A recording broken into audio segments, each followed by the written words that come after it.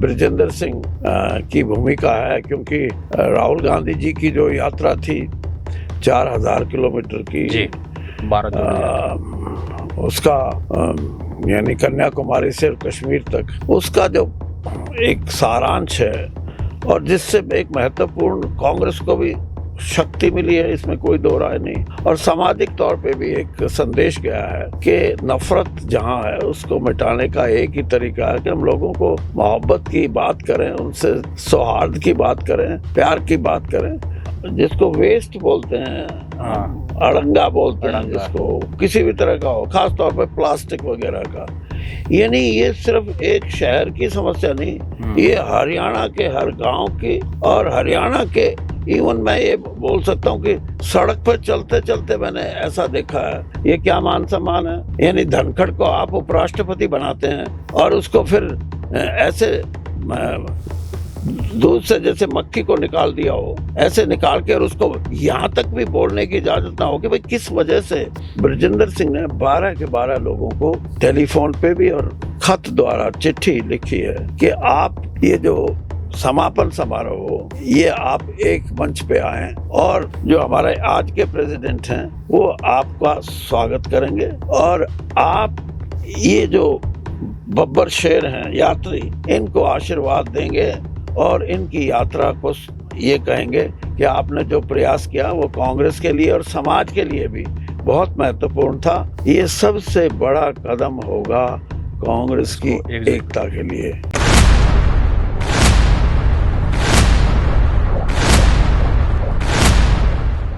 नमस्कार, the Haryana talks में आपका स्वागत है। आज हमारे स्टूडियो में विशेष मेहमान है पूर्व केंद्रीय मंत्री, senior most Congress leader Chaudhary Birendra Singh. Chaudhary साहब से आज हम विशेष बातचीत करेंगे। यूं तो कई दशकों का चौधरी साहब के पास अनुभव है और कई ऐसी घटनाएं हैं राजनीति में जिनके चौधरी साहब साक्षी रहे हैं। कई सारी बातें आज हम चौधरी साहब से करेंगे। सर, आपका बहुत बहुत स्वागत है। धन्यवाद जी। सर, रोहतक में आज आप आए हैं, एक प्रेस कॉन्फ्रेंस भी की है आपने, एक तो उसका थोड़ा सा हमें प्रायोजन क्या था वो बता दीजिए। प्रेस कॉन्फ्रेंस तो रोहतक में 23 तारीख को 90 चुनाव क्षेत्र जो है हरियाणा में विधानसभा के, उनका समापन है, और समापन के संदर्भ में कुछ बातें हैं जो हमारे साथियों से हम साझा करना चाहते थे। तो जो मीडिया के लोग हैं उन्होंने कहा कि हमें भी उसका हिस्सा बनाएं, क्या बात है। तो मैंने उनसे यही कहा कि ये अपने आप में एक ऐसी दिशा में एक नया कदम है जिसमें राजनीतिक लोग या राजनीतिक सोच के लोग अपने, जो हमारा सामाजिक एक क्षेत्र है जो बहुत बड़ा, मैं तो राजनीति से बहुत बड़ा मानता हूँ, क्योंकि उसमें बहुत सी हमारे मूल्य हैं, सामाजिक मूल्य हैं, हमारे सांस्कारिक जो मूल्य हैं, और बहुत सी ऐसी व्यवस्था है जिसके लिए समाज टिका हुआ है, जमा हुआ है। तो उसका एक प्रयास हमने किया है कि राजनीति से ऊपर उठ के हम हरियाणा के बीच में जाएं, हरियाणा के लोगों के बीच में। और इसमें मुख्य तौर पर ब्रिजेंद्र सिंह की भूमिका है, क्योंकि राहुल गांधी जी की जो यात्रा थी 4000 किलोमीटर की, जी, 12 उसका यानी कन्याकुमारी से कश्मीर तक, उसका जो एक सारांश है और जिससे एक महत्वपूर्ण कांग्रेस को भी शक्ति मिली है, इसमें कोई दो राय नहीं। और सामाजिक तौर पे भी एक संदेश गया है कि नफरत जहां है उसको मिटाने का एक ही तरीका है कि हम लोगों को मोहब्बत की बात करें, उनसे सौहार्द की बात करें, प्यार की बात करें। तो हरियाणा में भी पिछले, जब से भारतीय जनता पार्टी का शासन हुआ है, ऐसी घटनाएं हुई हैं जिससे कि सामाजिक जो हमारा सद्भाव है उसको एक खतरा पैदा हुआ है। और उसमें जो हमारी, ये तो हमारी सोच है, और ये कोई नई सोच नहीं। एक गांव भी है वो 100 साल पहले भी बसा हो सकता है, 2000 साल ऐसे संदर्भ में गांव की अपना जो रहन सहन है, अपनी जो प्राथमिकताएं हैं, उनको उनका जो व्यवस्थित रूप है और एक भाईचारे का रूप है उसको खराब करने की कोशिश की गई है, सिर्फ राजनीतिक स्वार्थ सिद्धि के लिए कि वोट मिल जाए। क्योंकि वहां भाजपा अभी तक अपने पांव नहीं जमा सकी, और पांव ना जमने का कारण यही है कि गांव के संदर्भ में उनकी जो सोच है, जो उन्होंने देशव्यापी रूप में भी यही कही है कि 80-20, तो हरियाणा में तो 80-20 हो नहीं सकता, तो दूसरा कोई रास्ता तलाश किया और उस रास्ते पे उन्होंने शुरू किया। तो हमने ये महसूस किया कि कांग्रेस पार्टी को इसके लिए सियासत से भी ऊपर उठ के एक प्रयत्न करना चाहिए, एक प्रयास करना चाहिए कि हम लोगों तक पहुंच के ये समझा सके कि आप सामाजिक रूप से एक रहोगे तो भविष्य है, नहीं तो खतरे में पड़ सकती है, सामाजिक व्यवस्था ही खतरे में पड़ सकती है। 23 तारीख को वो चेहरे नजर आएंगे जो एक बार गुड़गांव में दिखा गए चेहरा, उसके बाद फिर प्रेस कॉन्फ्रेंस में कहते हैं भाई मैं तो सद्भाव यात्रा में गया ही नहीं, तो राहुल गांधी की उसमें गया था। देखिए अब वैसे तो मैं भी 80 साल का हो गया, मैं भी कोई, लेकिन जो भूपेंद्र सिंह हुड्डा जी की बात आपने कही है वो बहुत वरिष्ठ कांग्रेस के व्यक्ति समझे जाते हैं, और उनको किस भावना से कहा है मैं ये तो नहीं समझता, लेकिन जब राहुल गांधी जी आ गए और फिर भी यानी उस यात्रा के बारे में हाँ ना या उसका क्या स्वरूप है, स्वरूप अगर राहुल गांधी के आने से इस स्वरूप का पता नहीं लगा तो फिर कभी भी नहीं लग सकता। तो असली डर क्या, राजनीतिक कद बढ़ जाएगा, ये डर है क्या? नहीं, राजनीतिक कद तो देखो, बात यह है कि कोई भी अच्छा काम करने के लिए निकलेगा, और कम से कम बृजेंद्र सिंह को इतना तो लाभ है ही कि जिस पृष्ठभूमि से है वो उसको ये तो नहीं बताना पड़ता कि मैं फलां का बेटा हूँ, फलां परिवार से हूँ, छोटू राम जी से मेरा ये रिश्ता है, ऐसा नहीं है। लेकिन उसका एक प्रयास सही रूप से, ये मैं जरूर कहूँगा कि सामाजिक जो हमारा एक मुद्दा है उसका ठीक चुनाव उसने किया है, और उसमें लोगों का जो समर्थन मिला वो भी अथाह समर्थन मैं कह सकता हूँ। और फिर जैसे आपने कहा कि भाई जो ऐसा काम करेगा उसको उसकी पहचान भी बढ़ेगी, इसमें कोई दो राय नहीं। और किसी को पहचान, हर आदमी का, चाहे वो राजनीति में, चाहे सामाजिक, इवन जो आजकल तो साधु महात्मा भी बहुत प्रचार आपके ही साधनों से करते हैं, तो उसका लेकिन प्रयास के परिणाम अच्छे आए हैं, मैं तो ये बोल सकता हूँ। आप तो गांव की आत्मा को बहुत बेहतर तरीके से समझते हैं, उन्हीं के बीच में आप पले बड़े हुए, सारी बातें हुई हैं। जो बृजेंद्र सिंह है उन्होंने जब ये 90 विधानसभाओं की, क्या वो रियल हरियाणा जिसको आप समझते थे, आप चाहते भी थे कि भाई IAS बन गया, MP बन गया, लेकिन वो असली मूल आत्मा अभी इसको नहीं पता है, क्या पता लगी? देखिए, मैं तो इतना कहूंगा कि उसको तो कितना पता लगा है, बहुत लगा होगा।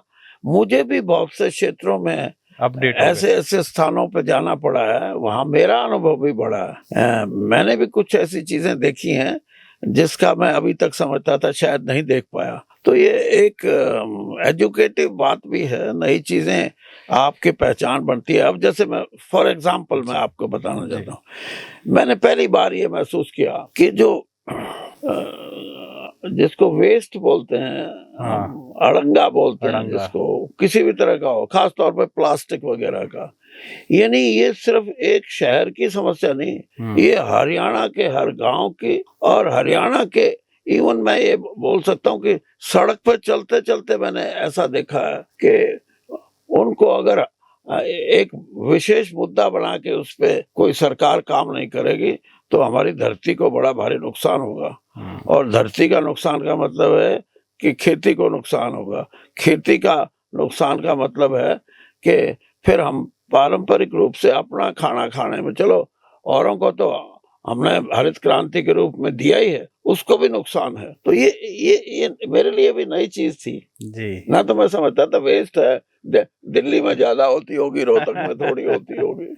जी जोई साहब, अभी आप तो रिटायर हो चुके हैं, हुड्डा साहब को भी आपने सलाह दे दी है कि जल्दी शायद वो भी रिटायरमेंट ले लें, उतना ही बेहतर है। ऐसा कैसे हो कि कांग्रेस भी मजबूत हो जाए और बृजेंद्र और दीपेंद्र दोनों हाथ में हाथ मिला के कांग्रेस को मजबूत करें? दीपेंद्र और ब्रजेंद्र का ठेका नहीं है। जी। कांग्रेस, सारी कांग्रेस इकट्ठा होगी, सबको महत्वपूर्ण तरीके से एक दूसरे का सम्मान, एक दूसरे का महत्व और एक दूसरे को नीचा दिखाने की जो एक सोच है, उससे हटके कांग्रेस के नेतृत्व को काम करना पड़ेगा। इसमें सभी हैं, अकेले ये दो शख्स नहीं है। रणदीप सुरजेवाला जी, शैलजा जी, कैप्टन अजय यादव जी, कितने लोग ऐसे हैं। मैं ये कहूंगा, चलो मैं तो भूपेंद्र सिंह भी अभी तो सक्रिय हैं, मैं तो उसको बहुत बोला है। मैं कहा भाई, अब आप कभी ये समझते हो कि अभी भी लोगों के लिए या लोगों का आपके लिए कोई रुझान है? मैंने कहा मैंने तो सोच लिया कि अब इस उम्र में लोग अगली पीढ़ी की तरफ देखते हैं, बाकी आप भी जल्दी सोच लो तो अच्छा है। दोनों भाई अब मिलके कम से कम रिटायर्ड, वो कहते हैं ना कि अभी उनका एक बयान था कि neither I am tired nor retired. मैंने कहता कि रिटायर्ड होना भी कोई ये नहीं है कि जब कोई टायर्ड हो तभी रिटायर होता है, ऐसा नहीं होता। लेकिन कुछ हैं ऐसी चीजें जो कुदरत ने बख्शी हैं कि आप जितने स्वस्थ हो, जितनी एनर्जी है, वो 25 साल की उम्र में उतनी 50 की में नहीं होती, और 75 के में हो जाओगे तो और भी कम होती है। तो वो मेरे ख्याल में मेरी बात को समझ लेंगे तो जल्दी रिटायर होने की बात सोचेंगे। आप तो छोटूराम जी के परिवार से हैं, ब्रजेंद्र सिंह भी उसी में कैरी फॉरवर्ड कर रहे हैं उस लीगेसी को। मेरी 20 साल की पत्रकारिता हो गई, किसान आंदोलन में हमने 13 महीने लगातार उसको कवर किया, और शंभू बॉर्डर पर, टीकरी बॉर्डर पर। उस समय आप राज्यसभा में थे, ब्रजेंद्र सिंह लोकसभा में थे। वो जो एक पल था एमएसपी मैं वाला, राज्यसभा में नहीं था। अच्छा, उस समय नहीं थे? मैं 20 जनवरी 2020 को अच्छा, आप नहीं थे उस समय? मैं राज्यसभा, हालांकि मैंने इस्तीफा 4 महीने पहले दिया हुआ था, लेकिन राज्यसभा के चेयरमैन वेंकैया जी ने मुझे कहा कि 3 महीने बाद स्वीकार करेंगे, तो मैं तो एक किस्म से। तो ब्रजेंद्र सिंह लोकसभा में थे। वो जो एमएसपी वाला मामला है जिसमें सपोर्ट किया वोट को, वो चीज लगता है कि वो रिग्रेट, कहीं लगता है कि वो नहीं होना चाहिए था, सरकार का दबाव था? नहीं, आपको सही सूचना नहीं है। मेरे पास बहुत से जब संगठन बैठे जाके दिल्ली में, किसान संगठन, तो बहुत से साथी आए थे।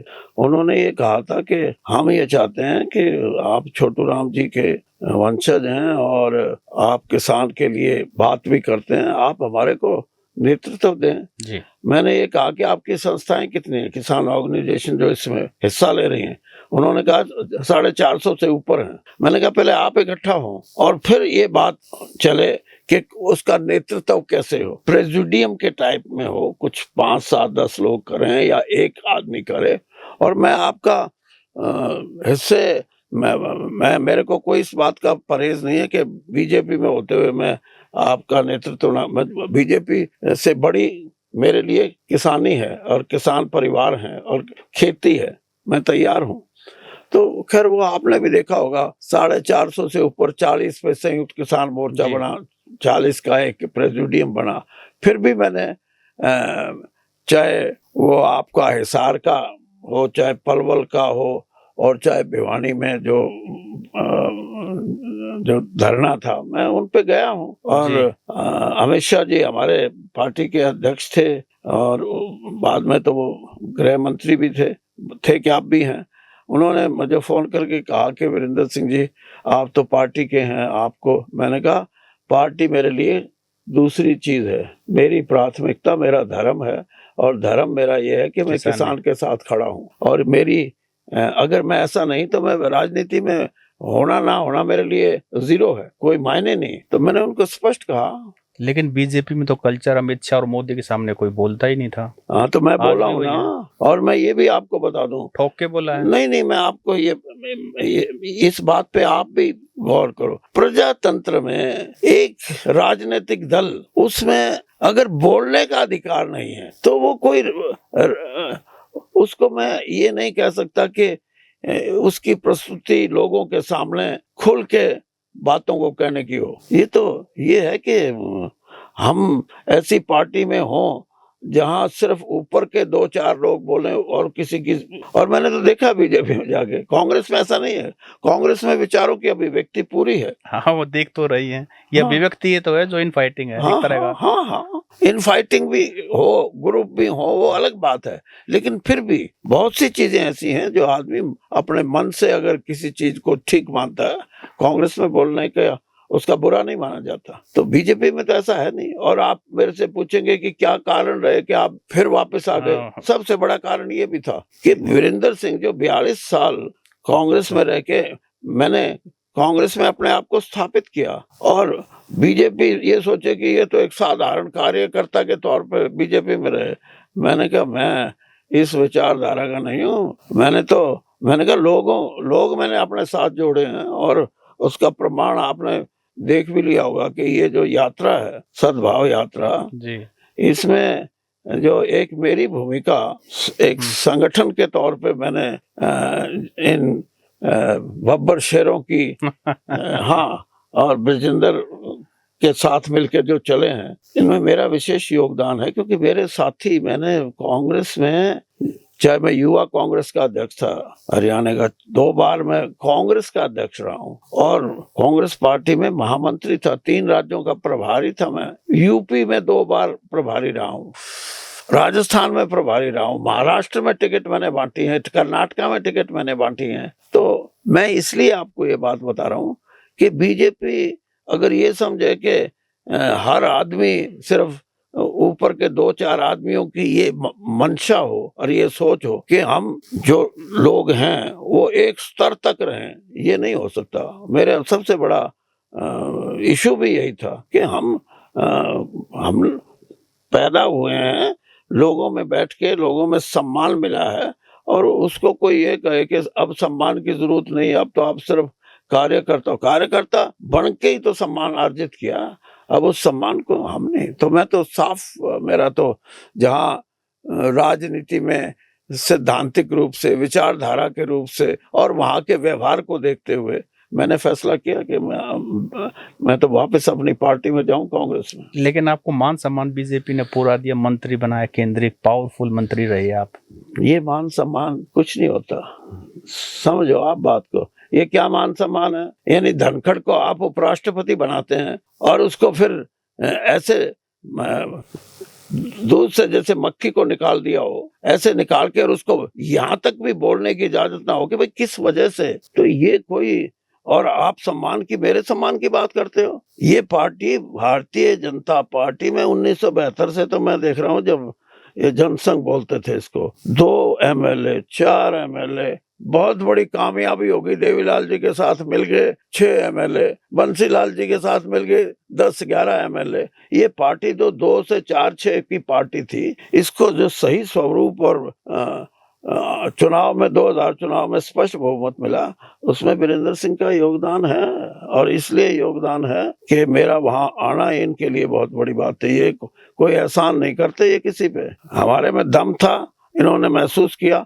हमारे को मंत्री बनाया, ठीक है, लेकिन मैं वो मंत्री नहीं था। मैंने मोदी जी को भी जाके ये कहा, जब जिस दिन हमारी ओथ सेरेमनी थी जी, उन्होंने मेरे 5 घंटे पहले बुलाया और ये कहा, वीरेंद्र सिंह जी आपका आना बहुत अच्छा है। मैंने ये कहा, देखिए मोदी जी, मैं अभी सोनिया जी से मिल के आया हूँ, मैं कोई आप ये समझो कि किसी नफरत की भावना से ये नहीं है। मैं जब तक हूँ राजीव जी के संबंध में, सोनिया जी के संबंध में और इंदिरा जी के संबंध में मैं कोई छोटी बात नहीं करूंगा। ये मेरी राजनीति का अर्थ मैं नहीं मानता। और मैं जब छोड़ के आया हूं तो मैंने कांग्रेस में 24 अकबर रोड में भी खड़गे जी के सामने जो हमारी सभा हुई, जिसमें हमारे को कांग्रेस का रूप दिया गया, शामिल किया गया, उसमें भी मैंने कहा कि मैं 10 साल रहा हूँ वहाँ, मैं विचारधारा के तो साथ नहीं हूँ, और उसके बारे में खूब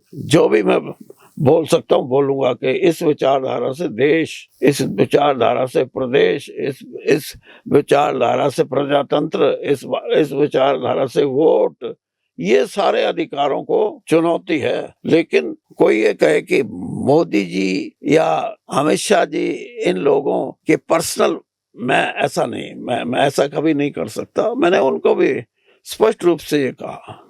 3 कृषि कानूनों में बृजेंद्र सिंह ने वोट किया था बीजेपी में रह के, ये बात रिग्रेट? ये कोई बात नहीं।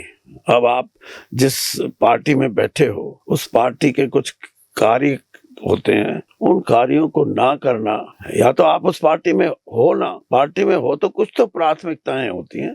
इनको अगर आप ये कहो कि बृजेंद्र सिंह ने आज 90 के 90 चुनाव क्षेत्रों में जी एक इंसान भी कोई ये नहीं कह सका कि जिस तरीके से आप चल रहे हो और जो आपके विचार हैं, चाहे किसान के बारे में, चाहे युवाओं की बेरोजगारी के बारे में, चाहे महिलाओं के बारे में, चाहे प्रदेश के एक उसको पूरी समर्थन मिला है। हाँ, कांग्रेस में किसी को तकलीफ हो तो उसका इलाज बृजेंद्र सिंह पे नहीं है, और इलाज हम करना भी नहीं चाहते, क्योंकि लोग हैं, इलाज तो वो करते हैं। लोग इलाज कर देंगे, करते हैं, कर देंगे, कर दिया, हाँ कर दिया। ऐसे लोगों को कोई मतलब अब कोई मैं उस पर कमेंट करूं और आप पूछो तो मैं तो ऐसा नहीं मानता, लेकिन इन लोगों का यानी निहित स्वार्थ, जैसे मैंने कहा कि समाज को बांटने का बीजेपी का निहित स्वार्थ था, तो जहां बृजेंद्र सिंह को और वीरेंद्र सिंह को किसान के और खेती के बारे में कोई सवाल या निशान करे,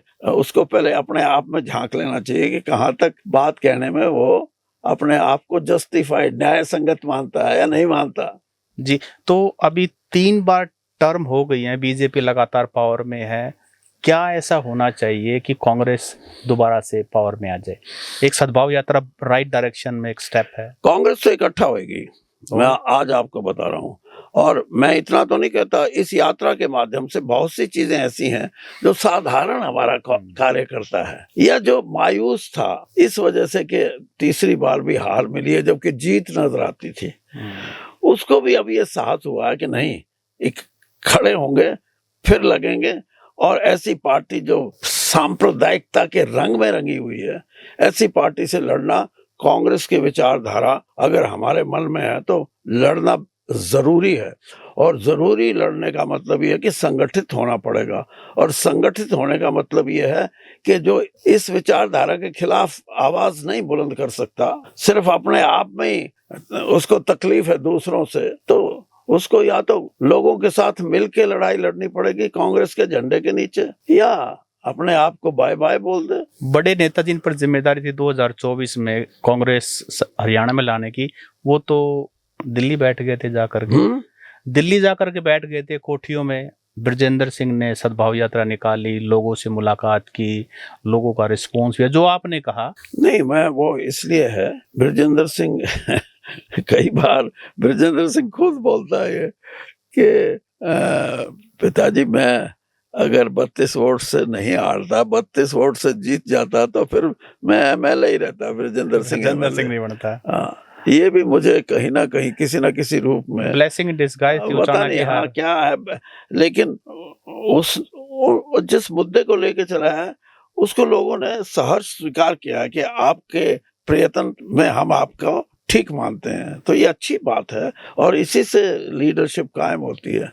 लीडरशिप ऐसे कायम नहीं होती, संघर्ष से होती है, संघर्ष से होती है, या आप सत्ता में रह के इतने लोगों की सेवा कर सको कि लोग ये कहें कि ये आदमी है जिसने हमारे को एक नई जिंदगी, नया रास्ता दिखाया है।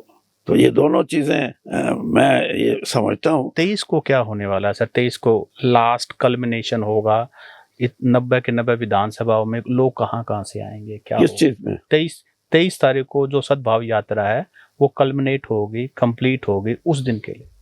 उसमें सीधा है, मैंने बताया आपको, नंबर 1 बात तो ये कि ये 2800 किलोमीटर के करीब चले हैं, और मैं ये बोल सकता हूँ कि समाज के हर वर्ग से इनको वाकफियत हुई है, इनको पता लगा है कि समाज के लोग कौन किस वर्ग से क्या सोचता है, किस इलाके में क्या बातों की प्राथमिकता है, कौन सी उनकी समस्याएं हैं, इनकी जानकारी उनको मिली है। और इसके साथ साथ जैसे आपने कहा, और आपके मन में भी है कि मैं कुछ ऐसी बात कहूँ जिससे पता लगे कि कांग्रेस इकट्ठा कैसे होगी। जी, इकट्ठा कैसे होगी?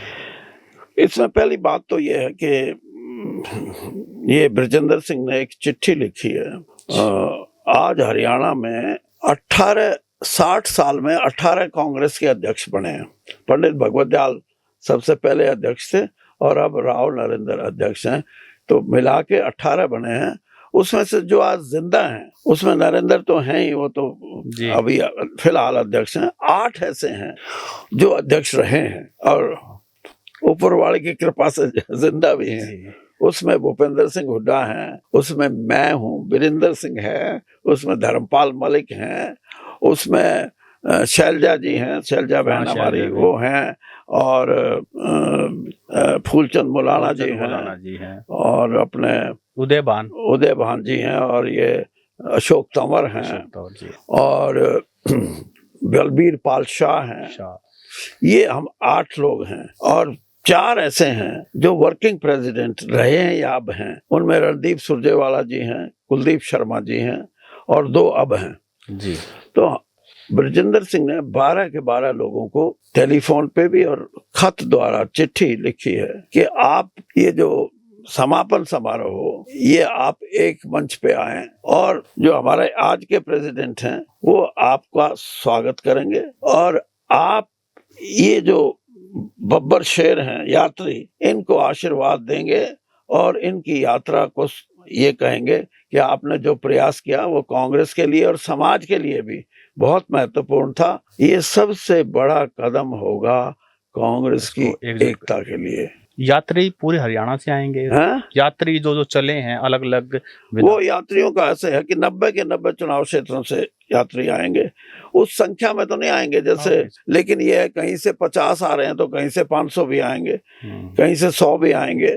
उसमें महिलाओं की भी बड़ी पार्टिसिपेशन, और मैं आपको सही, अगर आप इसका आकलन करें तो आपको पता लगेगा कि इन यात्रियों के अलावा और जनता की भावना के अलावा सबसे बड़ा जो वर्ग है इस समाज में आज के दिन, वो बुद्धिजीवी वर्ग या पढ़े लिखे लोग, हर, चाहे वो कोई वकील थे, कोई डॉक्टर थे, कोई इंजीनियर थे, कोई टीचर थे, मास्टर जी थे कोई स्कूल के, कोई प्रोफेसर थे यूनिवर्सिटी के, और 3-3.5 लाख कर्मचारी हैं। अब वो तो इस यात्रा का हिस्सा तो नहीं बन सकते, लेकिन उनका सबका समर्थन और इसी भावना के से कि जी समाज को इकट्ठा रहने दो, समाज रहेगा तो हम रहेंगे, हमारा भविष्य, बच्चों का भविष्य ठीक होगा। और इसके साथ साथ कांग्रेस की मजबूती भी ये समझते हैं वो इस बात को कि भाजपा से लड़ना है, उसको सत्ता से हटाना है, तो कांग्रेस ही एक ऐसी पार्टी है जो हमारे समाज की एकता को बना के रखे और उसके साथ साथ भाजपा को सत्ता से वहीन करने के लिए, सत्ता से दूर करने के लिए राजनीतिक तौर पे भी उसकी ताकत है, वो जो वो कर सकती है। क्षेत्रीय दलों के बस की बात नहीं है आज, और इसीलिए मैं कह रहा हूँ कि लोगों का समर्थन भी इसको मद्देनजर रखते हैं कि मेरी कोई चॉइस है। कभी थी किसी जमाने में कि ये पार्टी का मैं मेंबर हूँ जी, लेकिन आज मुझे ये लगता है कि मैं जिस पार्टी का मेंबर हूँ, मैं समझता हूँ मेरी पार्टी उसमें सक्षम नहीं है, तो वो आदमी ये कहता है कि नहीं, कांग्रेस से जुड़ो और इस सोच को, जो विभाजनकारी सोच है, इसको मिटाने के लिए संघर्ष करो, और वो राजनीतिक तौर पे कांग्रेस कर सकती है। जी चौधरी साहब, बिल्कुल कांग्रेस को आप एक करना चाहते हैं, और वो भी हरियाणा के हित में। हरियाणा प्रोग्रेस करे, हरियाणा एकजुट रहे, सभी जातियों में ना बट करके सभी भाईचारे के साथ रहे। और आज आपने हमें समय दिया और हमारी हर बात का बड़ी बेबाकी से आपने जवाब दिया। आपको बहुत बहुत धन्यवाद। धन्यवाद आपका, थैंक यू।